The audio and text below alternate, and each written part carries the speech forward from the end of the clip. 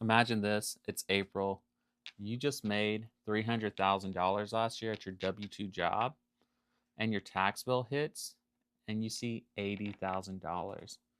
Your CPA just shrugs and says, hey, you're making good money. That's what happens. But what if I told you that there's a completely legal and IRS-backed strategy that could wipe out tens of thousands in taxes without quitting your job or having to use some obscure tax strategy or having to manage 20 rental properties? What I'm talking about is the short-term rental loophole, and it might be one of the most powerful moves in real estate for high income earners who are just getting started. And this just got even better with the passage of the One Big Beautiful Bill. So today I'm breaking this down. My name's Anthony Brister, and I'm a tax attorney and owner of the Brister Law firm. And I've got for you in the show notes a full breakdown on bonus depreciation. It'll show you exactly how this loophole works step by step. And again, you can grab this for free. The link is in the show notes below, or go visit bristertaxlaw.com. So to start things off, let me tell you why this is so impactful, and I'll tell you about a quick story from a client. We'll call her Sarah. She had a high W-2 income, and she had just closed on her second Airbnb in Florida.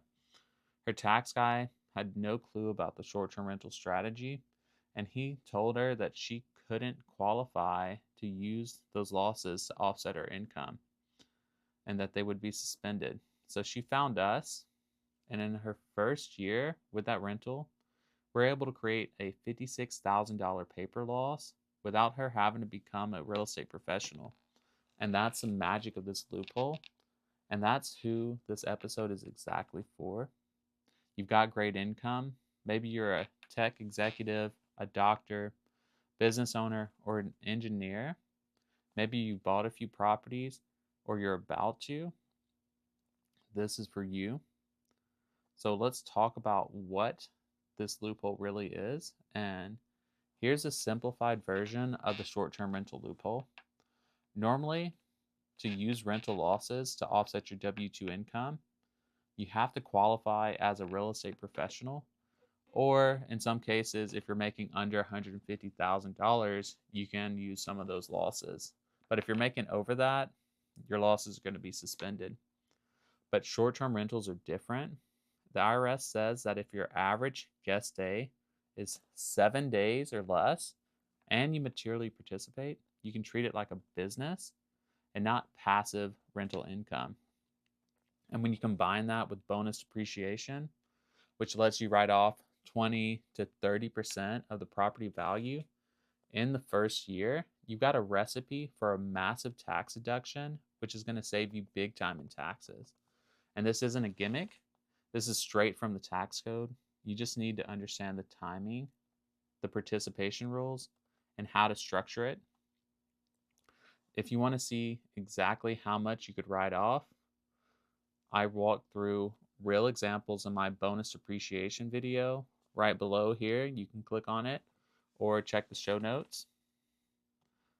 But let's be real, this strategy really isn't for everyone because you've got to do the work. You need to materially participate.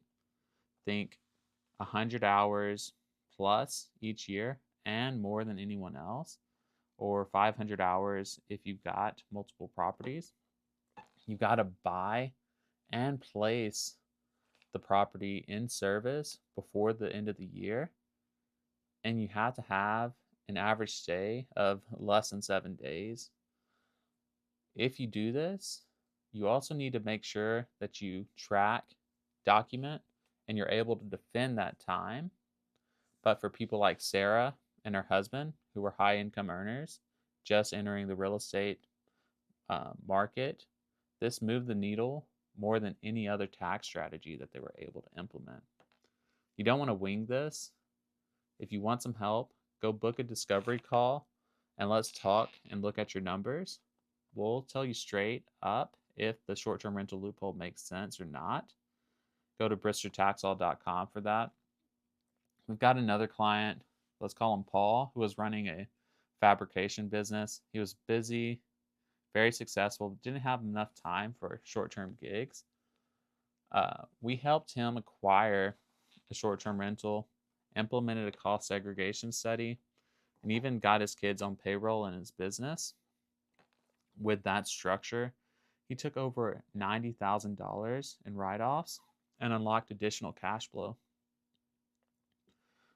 Another client named Brian, we're helping growing a family real estate portfolio. He started using short-term rentals to shift some income, set up trusts, and protect those assets. And these aren't stories, these are real families taking control of their future. If you want to know the number one mistake I see with high earners in short-term rental space is they wait too long. Timing is everything. Make sure you book a call and don't let another tax year slip by. Otherwise, you're wasting tax dollars that you could otherwise be saving and investing. Here's a quick breakdown on steps to execute. First, you want to find a short-term rental in a solid market. You want to close with enough time to get it placed in service. And yes, it has to be up and running. You want to get a cost segregation study. You must materially participate. We'll show you how. And you want to run it like a business, document everything, and make sure you get an appropriate amount of stays in as well.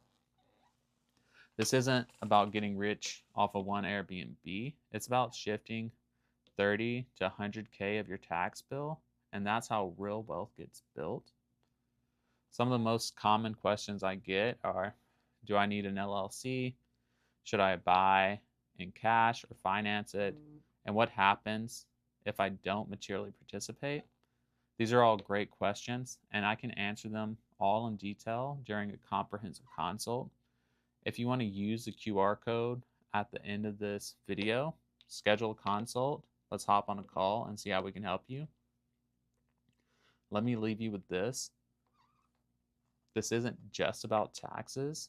It's about creating freedom. The short-term rental loophole is a tool.